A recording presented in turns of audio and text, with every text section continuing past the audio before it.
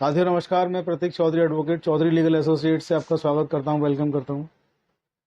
कई बार ये देखने में आता है कि किसी पुलिस वाले, किसी व्यक्ति से, किसी कर्मचारी से, अधिकारी से आपकी बहस हो जाती है, लड़ाई हो जाती है और वो अपने जिस पद पे वो काम करता है उसका दुरुपयोग करते हुए आपको किसी मामले में फंसाने की धमकी देता है या फंसा देता है।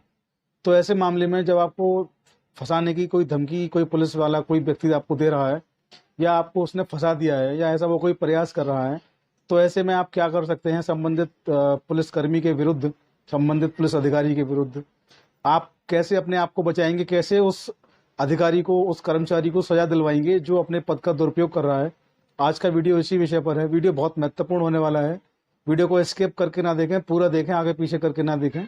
और जिन लोगों ने अभी तक चैनल को सब्सक्राइब नहीं किया है, मैं फिर से एक बार रिक्वेस्ट करता हूँ, सारे मेरे नए और पुराने व्यूवर्स जिन्होंने अभी तक मेरे चैनल को सब्सक्राइब नहीं किया है, फटाफट से चैनल को सब्सक्राइब कर लें, जिससे हमारे नोटिफिकेशंस आपको समय रहते मिल पाएँ और आप लीगल अपडेट से अपने आप को अपडेट कर पाएँ और समाज में कुछ जो दुष्ट प्रवृत्ति के लोग हैं उनसे अपने आप को और अपने समाज को, अपने आसपास के लोगों को सुरक्षित कर पाएँ, बचा पाएँ। धन्यवाद। तो आइए ज़्यादा समय न लेते हुए शुरू करते हैं आज का वीडियो। कई बार ये देखने में आता है कि आपके आस पड़ोस में कोई व्यक्ति पुलिस कर्मचारी है या पुलिस अधिकारी है और वो बहुत दबंग किस्म का व्यक्ति है या आपराधिक प्रवृत्ति का व्यक्ति है। आप सादा जीवन जी रहे हैं, आप किसी से लड़ाई झगड़ा नहीं करते हैं, आप बिल्कुल सादा, बिल्कुल साफ सुथरे व्यक्ति हैं, आपका व्यक्तित्व बड़ा साफ सुथरा है और संबंधित जो अधिकारी, पुलिस अधिकारी, कर्मचारी है, वो अपने पद और गरिमा जो जो जो उसको पोस्ट मिली है उसका दुरुपयोग कर रहा है और आए दिन आपके साथ बदतमीजी करना, गाली गलौज करना करता है।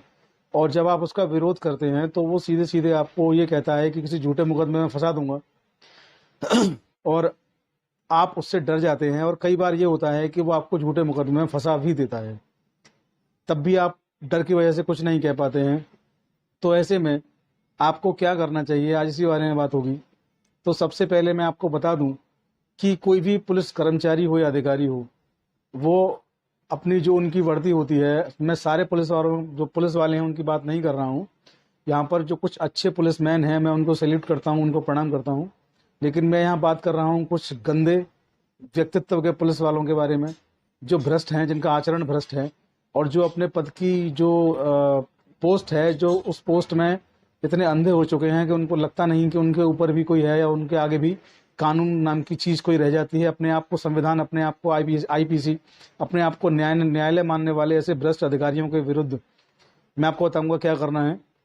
तो आप जब भी ऐसा कुछ होता है तो उन लोगों को ये लगता है कि आप कोई कार्रवाई नहीं करेंगे, आप डर जाएंगे और आपको कहीं ना कहीं इस चीज़ का भय दिल में रहता है कि संबंधित व्यक्ति तो पुलिस वाला, कर्मचारी है या अधिकारी है, इसके विरुद्ध मैं शिकायत कहाँ करूँ? क्योंकि मैं कहीं भी शिकायत करने जाऊँगा तो पुलिस पुलिस भाई भाई, तो मेरी शिकायत तो कोई लेगा नहीं, क्योंकि जो पुलिस वाले हैं इनकी वर्दी, कहते हैं ना, वर्दी वर्दी को बचाती है, तो वो तो वर्दी है, उनको वर्दी बचाएगी, मेरी रिपोर्ट कहाँ लिखी जाएगी?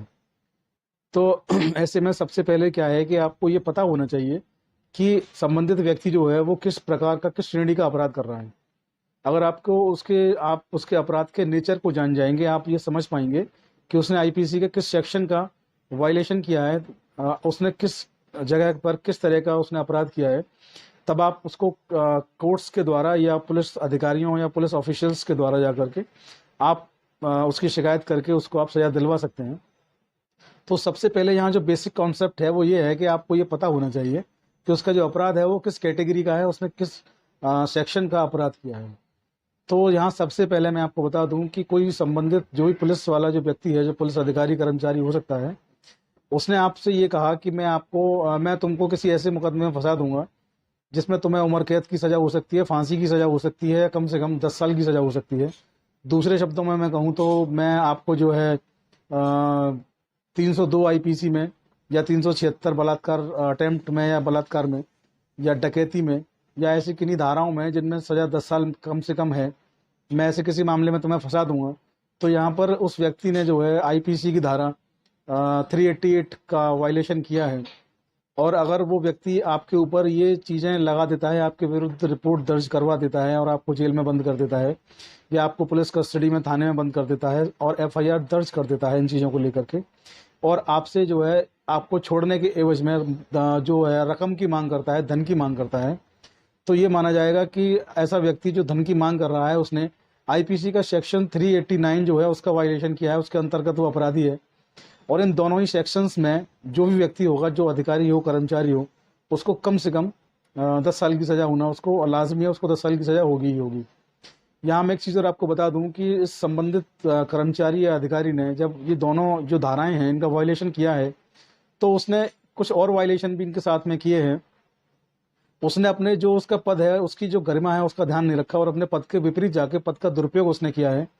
इसके लिए उसको आईपीसी सेक्शन 166 और सेक्शन 166A का भी उसने अपराध किया है।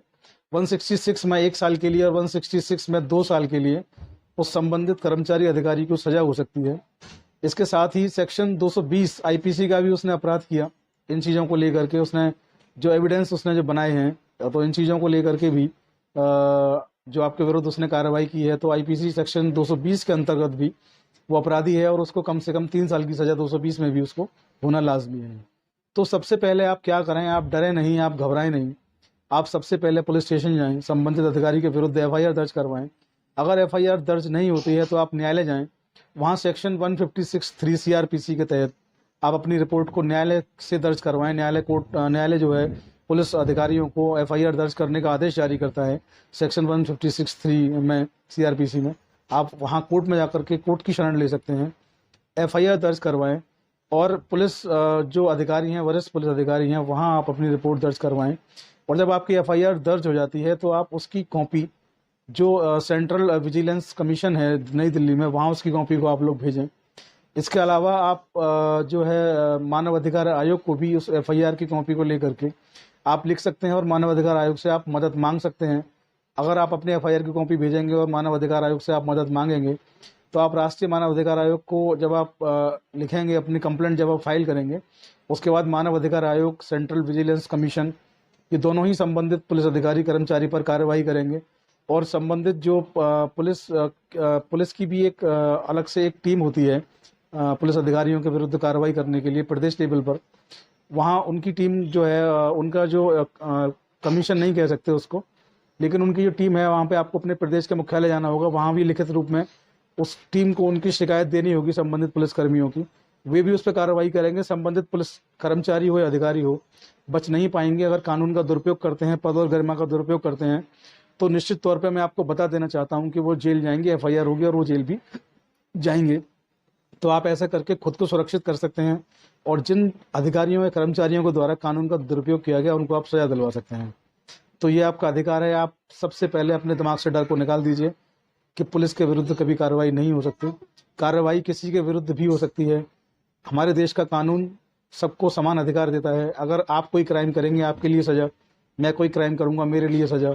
और भारत का कोई भी व्यक्ति, किसी भी पोस्ट पर रहने वाला, किसी भी सरकारी पोस्ट को धारण करने वाला कोई भी व्यक्ति, कर्मचारी हो, अधिकारी हो, अगर वो किसी कानून का वायलेशन करेगा तो उसके लिए भी सजा का प्रावधान है।